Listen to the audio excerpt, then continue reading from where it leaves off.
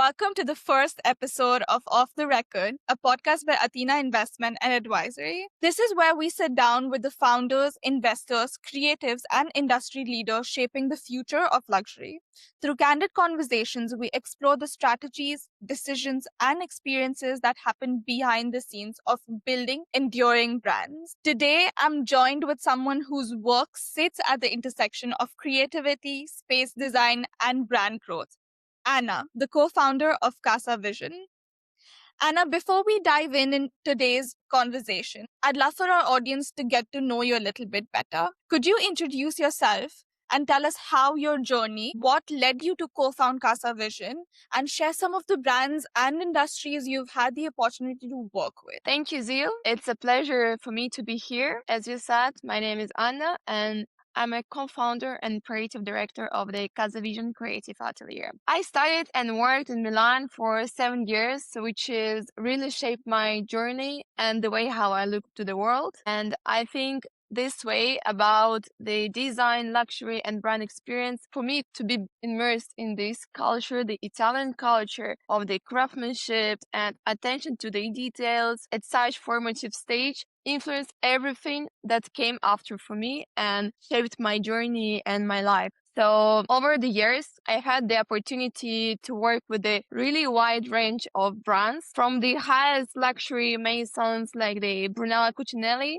to a global electronic brands like Hisense. So it's really a big amount of the brands and that are doing business in the different fields. And this spectrum gave me a unique opportunity because, what I understood that design is not only for the high-end brands. Everyone wants to have a design. So I think that these principles of the strong creative direction apply regardless of the every category, and it's always about understanding who is your client is creating something that resonates with them on a deeper level, because the main goal of each business, which is the goal to grow, and you can grow through different channels, and design as the experience, activation, whatever, it's a big channel, and I think it can help you and your customers to experience your brand more in a higher and elevated way. So when I founded CasaVision, I built the studio around that philosophy because the main idea was to find, communicate, share the ideas with the people worldwide. Because every person, they have their own way of life, their own path, and you experience in that life different things.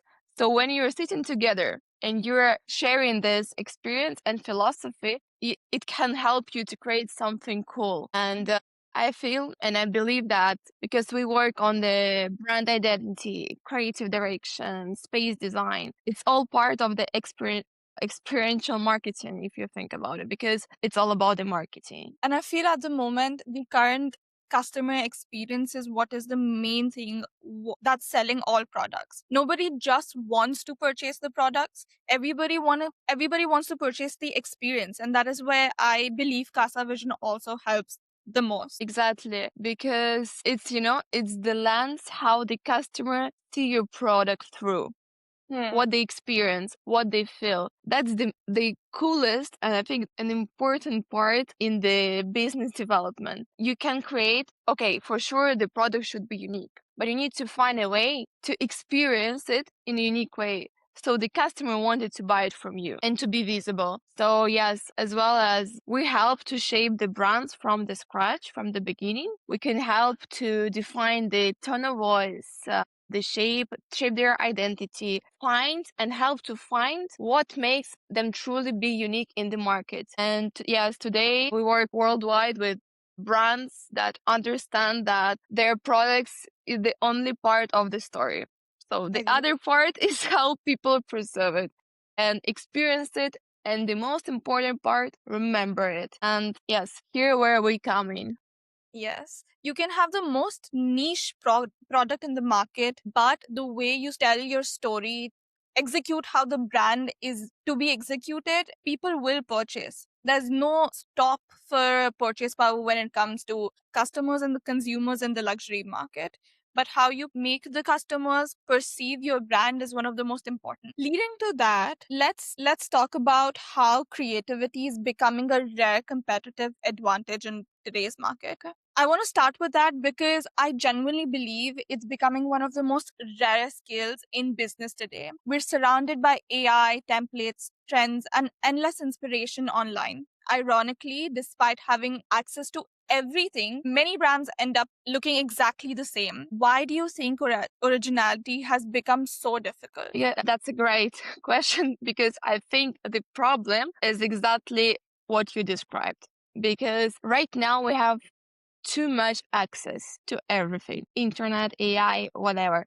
And when everyone is scrolling the same platform, scrolling the same Instagram, scrolling the same Pinterest, saving the same references, using the same AI tools, you naturally end up with the same output. And that's it. So people really confuse having access to inspiration with actually being creative. So, but really, real creativity isn't about collecting the references. It's about reinterpreting them because to do a reinterpretation through your own lens, through your own vision, because right now in the world, I mean, everything exists. It's just the vision, how you proceed with the idea. So the real creativity is not about collecting references and scrolling the Instagram because, I believe that AI it's a really great tool and AI can generate a thousand of options in a second. But it can give you a vision because to have your own vision, you have to tell AI how it should look like. What's your Exactly. goal? Why? You need to describe, and only the person can understand and feel this experience. So I think any can tell you what your brand should feel like when someone walks into your space. So I think that still should come from human being because from understanding the culture, context, and emotion, and most brands, I believe, right now skip that part because they believe that AI can do Will do everything. the But entire thing, yeah. no, no, because when you start your business or brand with AI, you're jump straight to the execution without doing the deeper thinking first. That's why everything looks the same. Because even, AI was educated with someone else who put this information inside the AI. It's So it's constantly developing through your thoughts, through your opinions. So it exactly. but it's also developing through everyone's opinions. What you're putting in it, what I'm putting it, we might be in nations apart, but because our thoughts are so similar, AI is gonna generate the same thing that it's generating for you. It'll generate for me. So that Exactly. is how it's developed. So the uniqueness is the rarest part right now because it's so easy to start a brand. Right now, you can start a brand like in 5 minutes. You True. ask AI name, goal, concept, target audience, it's done. But that's the problem. That's the Everyone, it's problem. too generic for everyone. But what differentiates is you have different experience, I have different experiences. Therefore, it might be able to create the same thing, but because we come from such different backgrounds, what your experience will change the topic and how it changes the outcome, it'll be very different from mine. So that's what our heritage, our thoughts, our opinions differentiate branding and starting a brand rather than it just being AI. Exactly. That's why you have to start to use your brain But and that's share your but experience. that's not what everyone needs to do. That's what we're here for. That's true. That's Notice many founders believe that creativity is something you're simply born with. But when I look at successful creative businesses, I actually see people who've exposed themselves to architecture, hospitality, luxury retail, travel, art, fashion, even industries completely unrelated to their own, honestly. Would you say creativity is less about talent and more about exposure? I would say it's not less about the talent, but it's partly talent but you have to work on it constantly because you have to be open minded. You have to be curious about the world. You have to look at the world through different angles, prism, lenses, whatever. And you have to, always analyzing everything that's happening around you, because that will create and shape your creativity. That's true. And you need to, you have to look at the people. You have to look at the world. You have to look how they dress, how they speak, what they share. And I can say, like, from my own experience, that working across such different industries, from like high luxury brands to electronics to cigarettes, whatever.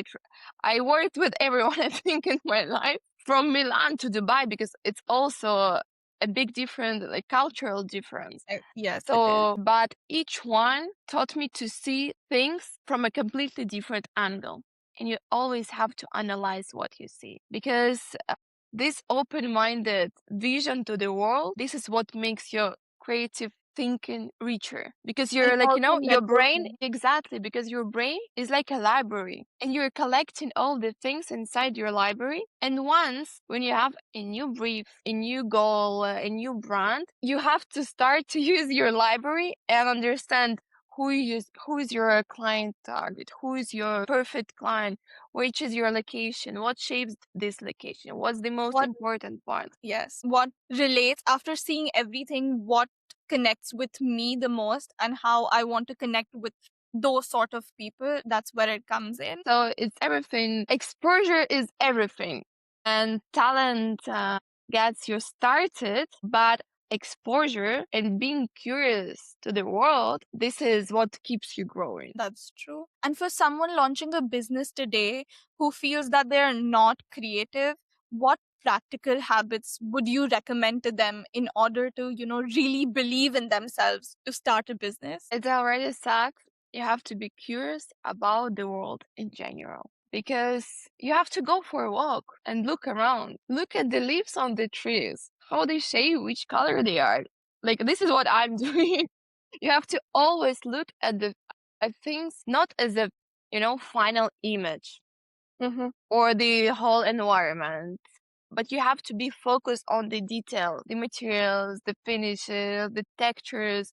For example, visit a hotel lobby, right? And you have to ask yourself why it makes you feel a certain way. Why this space makes you feel a certain way? Like, What's the when you walk, lighting? How are the windows placed? And why do I feel so rich when I go over there? Whether what the smell.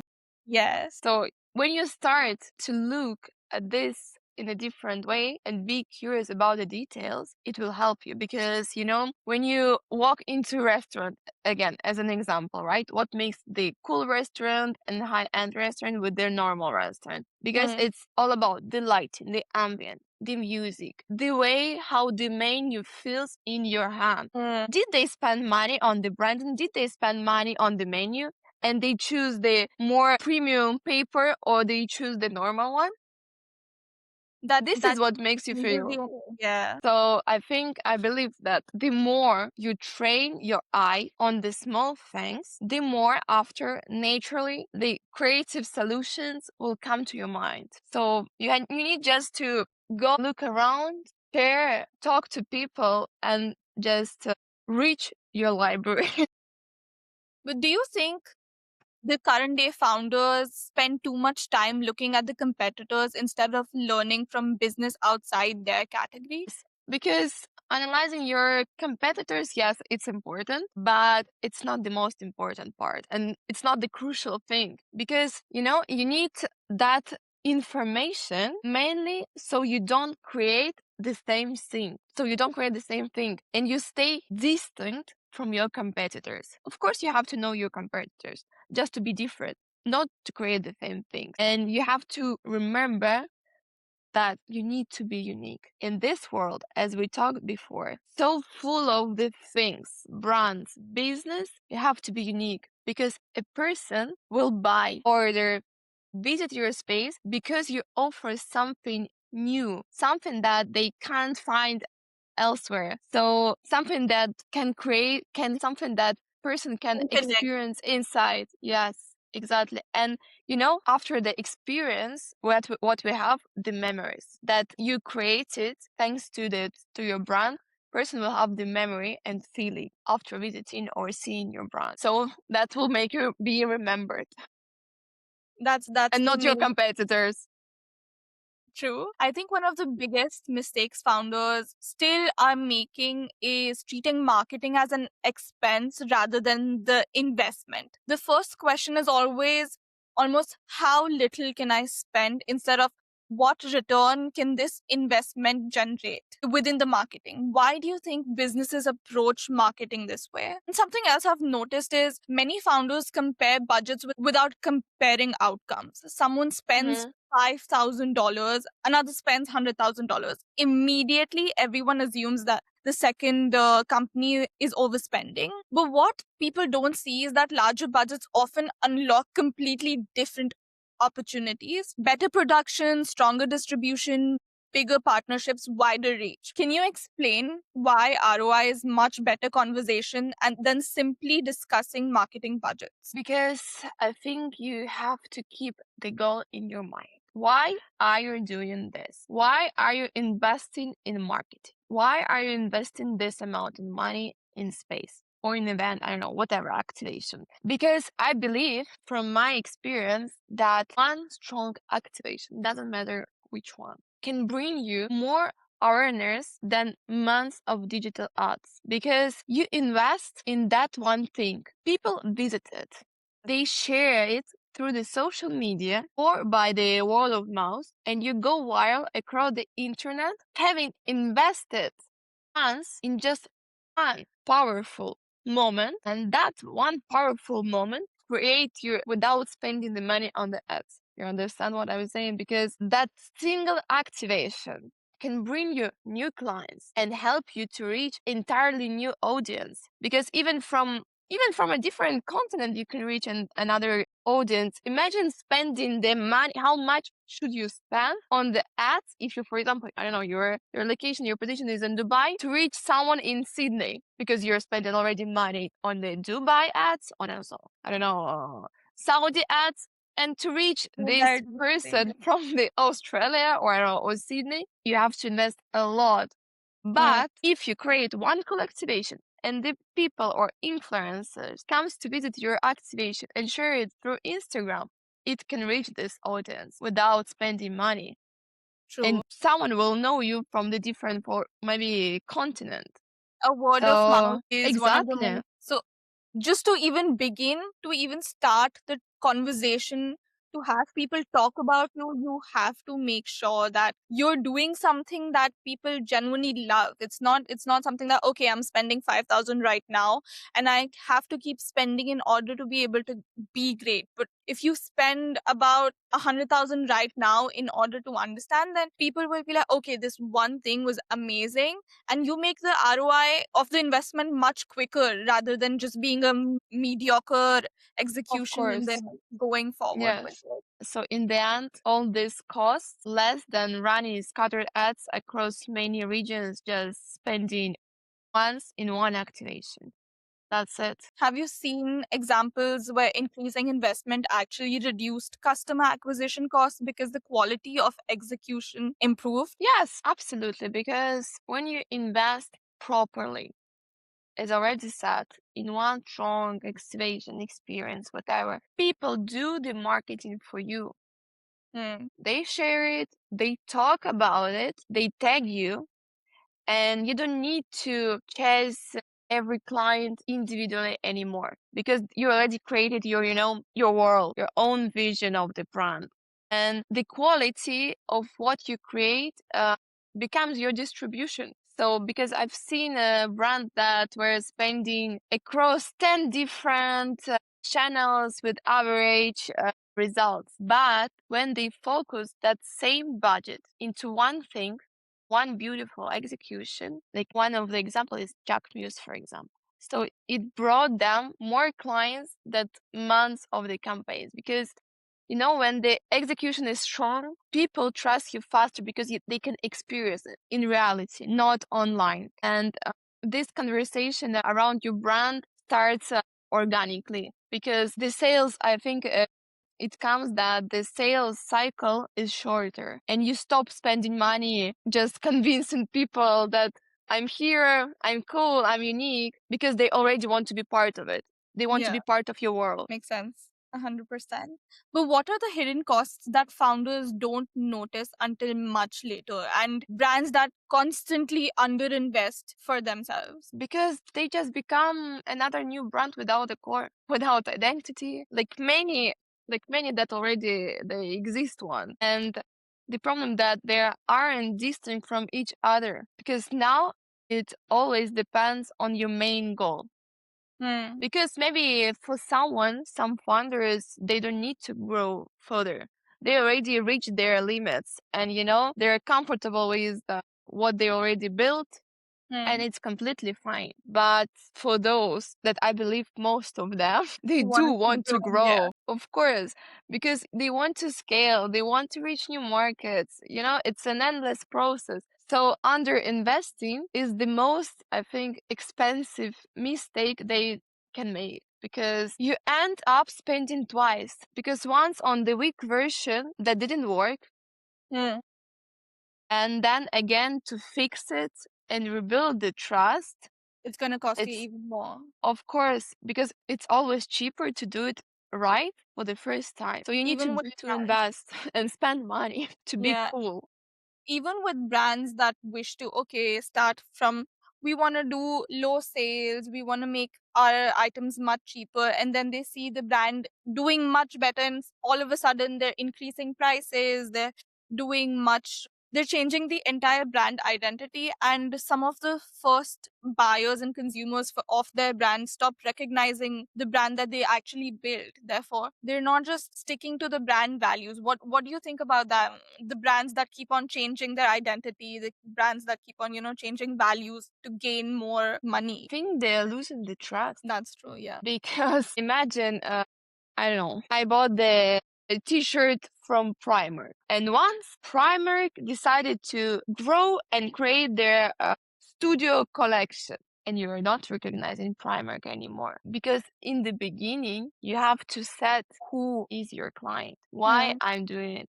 So when you start to rebrand it completely, you will already lose the trust, because for everyone Primark is the cheap version Yeah. of clothes, really, with the low enter budget. And once you're coming to Primark and you see the, I don't know, jacket for $100, why would Why? I need to come again? Exactly. You just bought normal Primark for like $5 a t-shirt, and then Exactly. Primark is proceeding to sell $150 jacket. It just doesn't make sense. Why would somebody who already has an aim to buy something from you would want to buy something luxurious from you? Exactly. So it's a completely different world. So you Mm. need to set it first. And not be so greedy. Like Exactly. you cannot have everything under one roof. If you want to have something luxurious, start with a new brand, new name. You can't just be hands on with everybody. Exactly. But you know why they do it like that? Because in their mind, we have a cool, well-known name. We can Everyone do knows it. Primark. Yeah. So why do I need to start something from scratch if I already have the existing brand? But the That's the problem thought that process that they go through. yes, but you're losing. I think, because also, like, an example, I don't know, of the T-Sot and the collaboration with Adam RPG, Mm. for example. For me, it's strange, because you know what the problem we have right now in general in the world, that we're surrounded by many cool brands, and high luxury brands somehow sets your quality and your level in the society, right? So to arrive to this level of society, to be part of the high luxury brand, you have to buy it. So what's the thought, for example, did with Adam RPG? They lowered the Price. entry level. So, I don't have 30, 50K to buy the other RPG watch, but I want to be part of the high society. So I'll go and buy the T-Sot with the collaboration with other RPG for $500. But they're giving nothing. It's just like a kid's. I feel the already established luxury brands mock people who want to spend, who have the spending power of not seeing what even the product is. They've just created a story, and then okay, whatever, like I have a name, people will buy, and sometimes it goes good, sometimes it does not go so well, and there's just a lot of money. Exactly.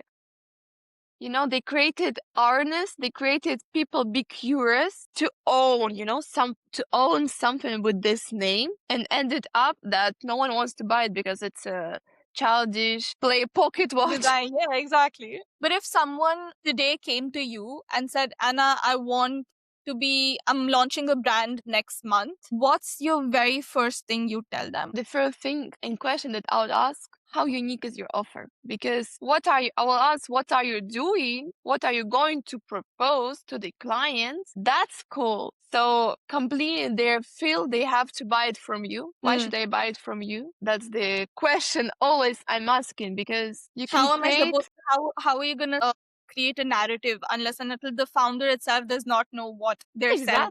Exactly. You need to have something unique to start with to catch their attention. Because I still see founders spending months perfecting packaging, perfecting the logo, perfecting the product, and then they launch and only afterwards ask, now how do we market it? It doesn't matter how beautiful your logo is and how your branding looks if your offer is weak. Of course, strong branding helps people choose you and make the final decision to buy, but it's not the most important thing. Why do you think that is such a dangerous approach, to have everything finalized and then ask that what is my offer? Because your product doesn't exist in the market until people know about it. So you can have the most beautiful packaging in the world, the most refined product.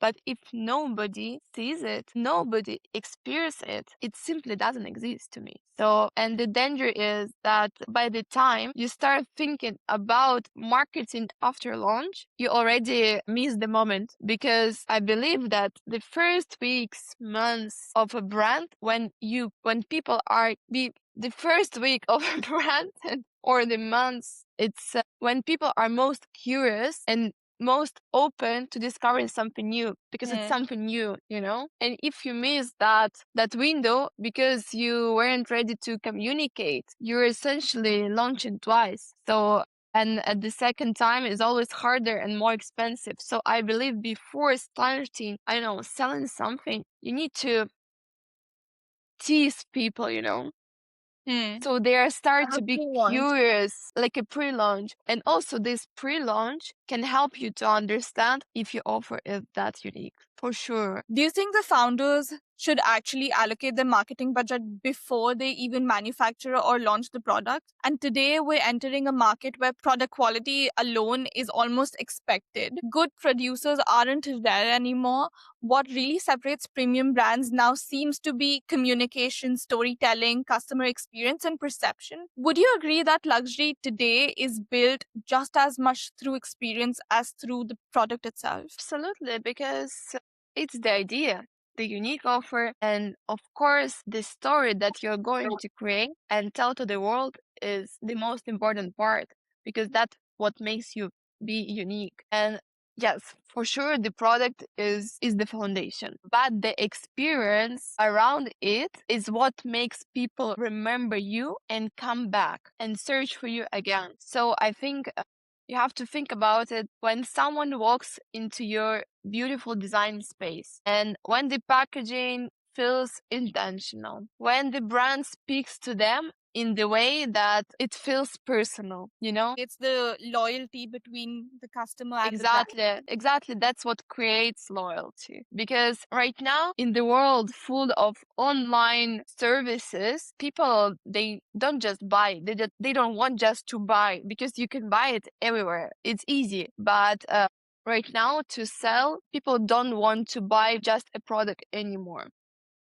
They want to buy your world, to be part of your world. Something that also builds a community for them, because in such a lonely world, we're all just connected through social media. Not having a community is something that really just makes a person or breaks a person. Either you go into a room that you relate into, or you go somewhere where nothing feels like it's yours. So having a brand to curate something for each and every one is where storytelling and where Anna comes in. And for the founders with limited budgets, Anna, where should they absolutely not compromise? If they can only invest in one or two areas during the launch, where do those investments create the biggest long-term impact? I think you have to understand and create a deep research on who is your client, what he is doing, what is his hobbies, what they are doing in the world. Because, when you have your perfect client in mind, you can shape your product to this client, adapt it. So this person would be curious to buy it. So I think the most important part in the beginning is to create a huge research and to find this this point of the uniqueness and the personal needs and shape it all around the person. Because right now I believe that our world is spoiled. It's so hard to impress someone. It's so hard to impress someone with anything.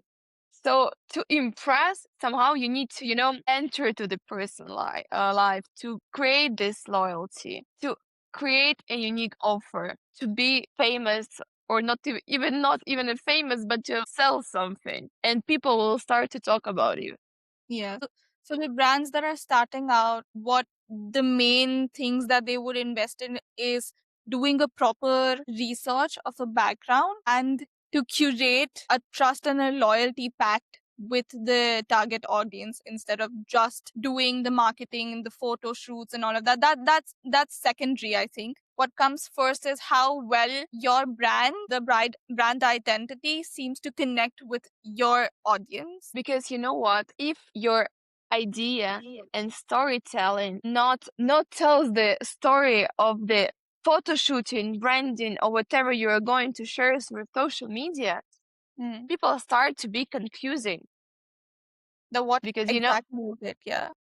exactly what is this? Like, of course the photo shooting is important because it's the vision, it's the world of your brand. But That first, comes down to what is your offer? What is the uniqueness?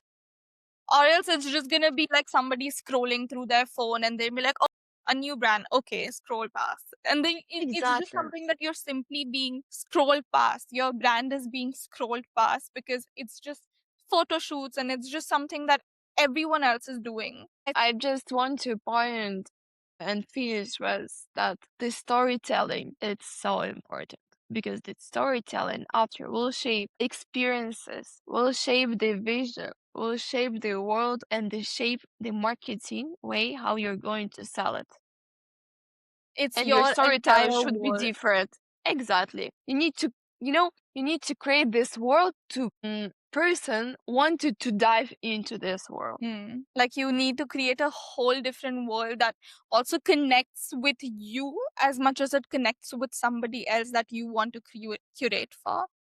Yeah. I think that's such an important perspective because so many founders believe growth comes from making a better product. But the reality is that incredible products fail every single day because people never experience them. They never understand them or never even remember them. Anna, thank you so much for sharing your insights today. I think every founder watching has probably rethought how they approach creativity, marketing, and launching a brand. And to everyone listening and watching, if one idea from today's conversation challenges the way you think about building a business, make sure to follow Athena for more conversations with founders, investors, and industry leaders shaping the future of premium brands. We'll see you guys in the next episode. Bye bye. Thank you so much. Thank you, Thank you, Zeal. Anna.